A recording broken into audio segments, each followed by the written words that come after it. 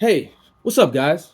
Today, we're going to talk about words and how those words have power, be they in the negative or the positive direction. And this is something that is like an epidemic. It is so easy for me to find people and for me to see people who just say negative things about themselves.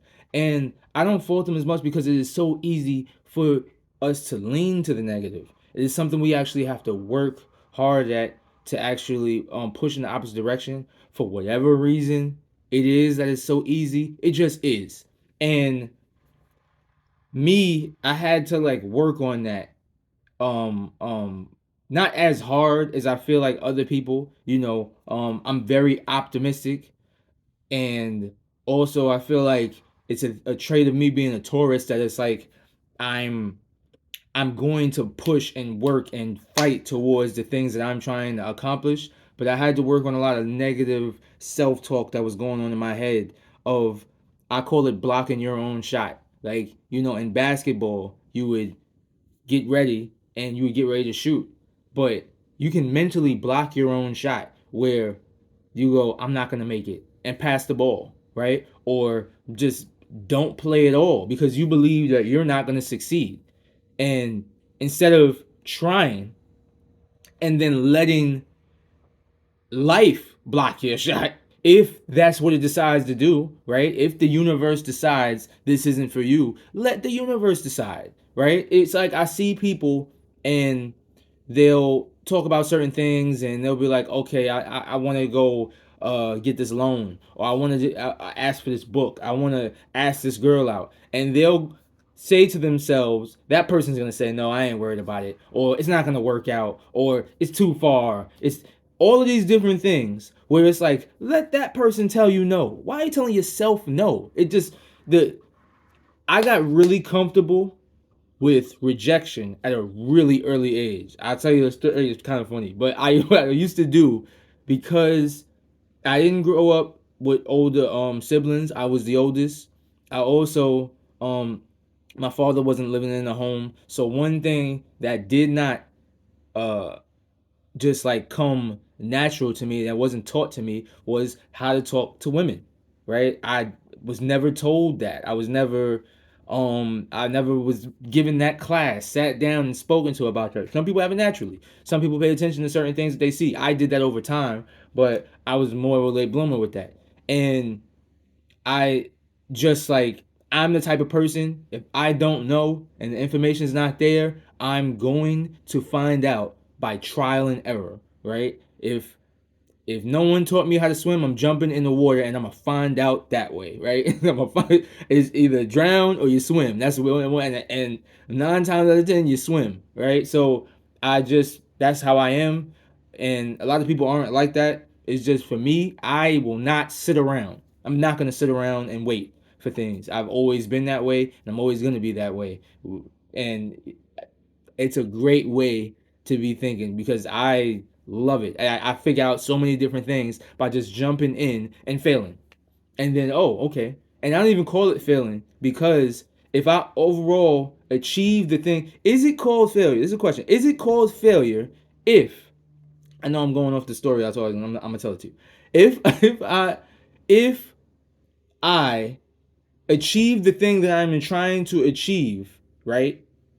Eventually, right? Say it takes 10 days, 10 months. If I achieve it, right? The times when I haven't achieved it before, are those really failures if ultimately I achieve the goal that I set out for myself? Unless there's a time limit on it, right? Which I don't advise putting time limits on any of your goals. It's not a failure. I haven't failed if I eventually succeed at the thing I set out to do. So does failure really exist? The only way that it does is if you quit, right? If you block your own shot, if you decide I'm not going to do this anymore, right? Then maybe we could call it. I call that quitting. I don't call that failure. I call that quitting, right? You quit, right? So, back on topic. When we look at positive speaking and speaking positivity into your life and positive words and how words have power, right? One thing I did, right? Back to that story. At an early age, I got really good at rejection, right? So because of that, not only do I believe that I'm going to succeed eventually, so I don't worry about it, but also I got really good at those no's not really meaning anything to me. I don't really feel them as much. Like I used to get on the bus because I didn't know how to talk to girls. I used to get on the bus and all I knew was just start the conversation, right? Because I look a lot younger than I am, I used to have girls that would come up to me asking me how old I was and asking me, what school do you go to and stuff like that. So I realized I didn't know how to bring it home in the conversation, get the number and stuff like that, but I knew how to have a conversation. So I was just wanted to start the conversation and we'll see where this goes and I'll figure it out from there. Hopefully she'll ask for my number. Hopefully she'll be like, hey, you want to go hang out over here or something like that, right? That's just where I was. But you'll figure it out along the way. I've always been like that whenever I don't know something. So I used to get on a bus and be like, hey, how you doing? And sometimes you would get a positive response. More often than not, you would get the hell out of my face, right? Because it's early in the morning, right? or it's the end of the day and nobody wants to be bothered, or it's just people don't feel like being bothered by a stranger. Like, who are you, right? And a lot of that rejection, which was public at times, I got it didn't I didn't even feel it. I would be in one seat. Hey, how you doing? Get out of my face. Okay, how you doing? Like that was my that was my thing because I was determined to figure things out. I wanted to figure it out, and once I set my mind on a goal, I'm going to figure it out, right? That right there is a perfect example of positive speaking and the positive affirmation and speaking positivity in their life and how words have power. I know people who would be like, oh man, I'm late every day, and then they're late every day. And I'm like, yo, because I know now, I'm like, stop saying that you're late every day. The more you say I'm late every day, it becomes a self-fulfilling prophecy. Like I'm late every day. Yeah, because you keep saying it. Like you've come to accept the fact, accept it as fact that you are late every day, right? You have basically made it a trait of yourself of being late, of a late person, and you continue to speak it and speak it and speak it and speak it. Perfect question for you. Think about this, right? Um if your name was garbage, if that was your name, garbage, how do you think that would affect your life? If your name was garbage, every time people spoke to you, they called you garbage. You introduced yourself as garbage to people, like that was your name, right? Garbage. Don't you think it would affect your mental health? Like, don't you think that it would become something that like is self-fulfilling? On the other hand, if your name was light, right? I know women named Luz, which means light in Spanish. Like if your name was light, do you believe that that would have an effect on you? Because I believe it would have an effect on you. I you have to remember that your words have power. Start to like ingrain that in you and speak positivity into your life, right? I'm to the point where I ignore what's in front of me. I know what I want and I speak the things that I want, right? So if the day is dreary and horrible outside, right? And I woke up and my phone was dead because the charger was messed up, and I didn't even know that the charger was messed up all night. And then they was doing construction outside, and I slipped and fell on something. Just so many things is going wrong. When somebody calls me and says, "How are you doing?" I'm going to say, "Great. My day is going great. It's gonna get better." And the reason I'm going to say, and I'm gonna push and fight to say that, right? And I have a really like a really strong sense of humor, so I'm probably gonna laugh at all of those things anyway, which is you gotta have a good sense of humor if you're trying to be positive and you're trying to achieve the things that you're trying to achieve, because life's gonna come at you, man. And if you ain't laughing at it, you're crying at it. And if it's getting to you, you're taking it personally, then because a lot of the things that happen in your life are for your good anyway. We're not able to see it as much, but I've seen a lot in a lot of people's lives long term that it's like, wow, that actually worked out for me. That actually was a help, for my life.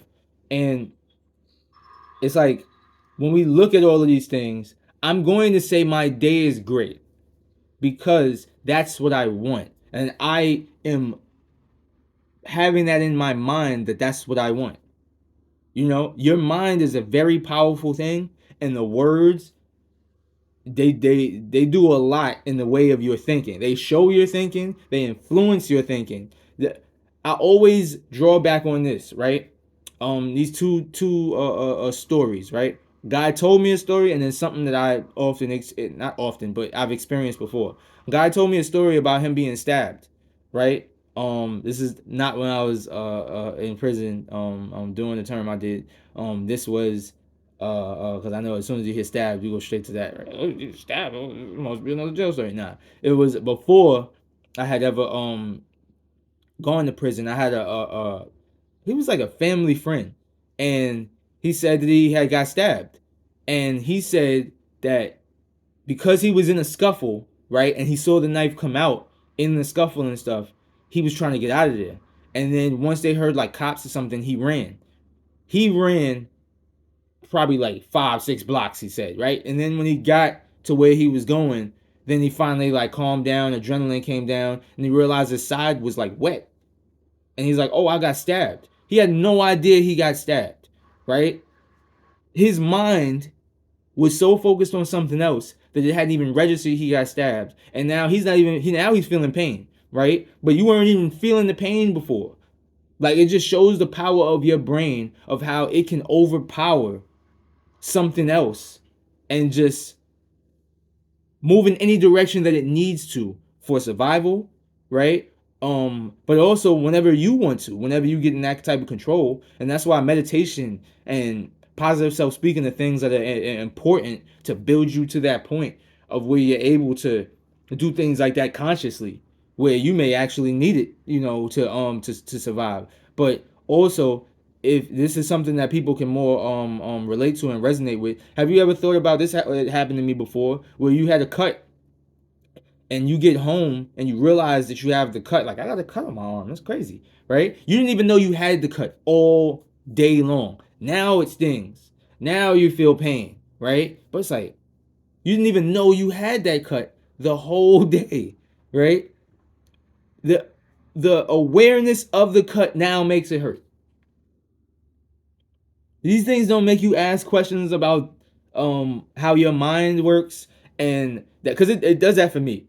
Whenever that stuff like that happens, whenever I see a monk in I don't know, Japan or India or something like that, and he's able to get into a block of ice and melt the whole block of ice with his body heat, or he's able to like survive in some crazy walk over colds and stuff like that, it always makes me think about what the human mind is capable of. So these are things to think on, and it's always, it starts with small things like speaking positivity in your life, getting up and saying, I'm going to have a great day today, not waiting to see if the day is going to be great, but saying, I'm going to have a great day today. Or if you have a job that you want to get, calling yourself that already. If you're a carpenter and you want to be a dancer, right, and you dance and you practice dancing, identify as a dancer. I'm a dancer. Somebody, oh, I just saw you over there cutting wood and building. I'm a dancer, man. Well, do you dance in places? I'm a dancer. I'm a professional dancer. Do you need any dances done? Like that's the way I think, and that's the way I feel like a lot of people should think when they're trying to accomplish things. You speak these things into existence. You use your words. So, to go back to what we were saying before, right? Use your words to dictate who you are to be who you are and lift your vibrations to the level that you want to lift them to. So, when somebody is asking you how your day is, right? Regardless of whatever, my day is going great, right? Whenever you have problems with making it to work on time, I'm an early person, and I get to work on time. I'm gonna get to work on time. I have no problem with that, right?